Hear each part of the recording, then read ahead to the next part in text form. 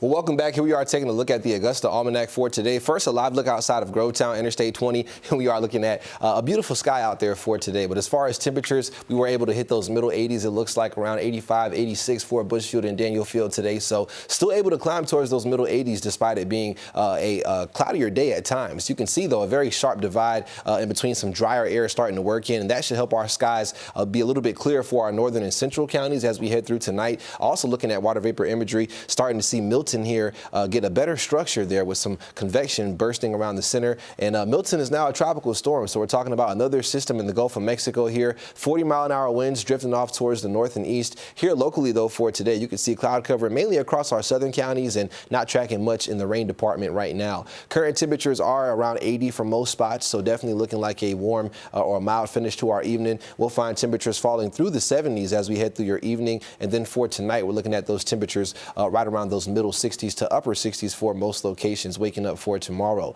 Your Sunday service forecast as you head off to church, definitely not looking too bad. We'll start off our morning with a good bit of cloud cover. Should see a little more sunshine, though, by the afternoon into our evening as well. But temperatures approaching 80 by midday and looking at those low 80s pretty common around the region for tomorrow. As far as high temperatures looking ahead, big cool down on the way as we head towards the middle of next week. We are going to see a cold front moving in. On average, we're hitting those low 80s, but by the middle of next week, we could be almost 10 degrees below average for our highs. That'll be courtesy of a front dropping in from our north and west. Also going to see high pressure setting up shop to our north, just helping to funnel down lots of cool and also drier air for us. That front also could be a good thing to help keep Milton away from the CSRA. So again, here's a look at it in that Gulf of Mexico region just south of Texas. It is forecasted to take that path towards the Florida Peninsula. This cone of uncertainty is still pretty wide and only accounts for the center of the system, still expecting impacts well outside the cone. So we have to see how large this system is going to be as well to see how far those impacts could reach. But if it passes to our south like it's forecasted to,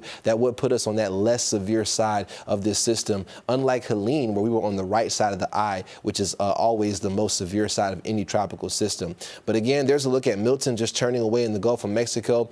Also still have Hurricane Kirk out there. It's a Category 3 right now, so still a major hurricane. And then we're talking about Leslie being a Category 1 system with another area behind that of potential tropical development. But all of these systems forecasted to continue out into the open waters of the Atlantic, so no real concern for us. But as we head through this weekend, maybe a chance of a stray shower tonight and through our Sunday, but those rain chances look to be really low. As we head towards Monday, that front starts to work towards our area, helping to push out more of that cloud cover by our Tuesday into Wednesday. And then you can see a potential hurricane here approaching the Florida Peninsula by the middle of next week.